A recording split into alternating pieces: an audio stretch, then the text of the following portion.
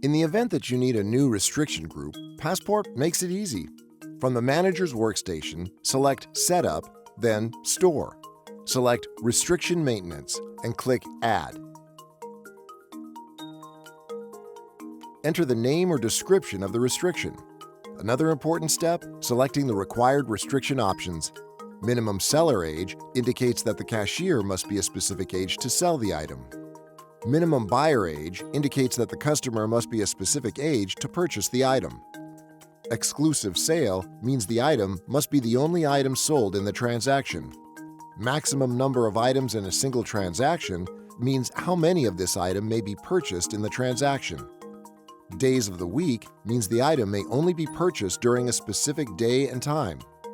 Once you've made your selections, select Save.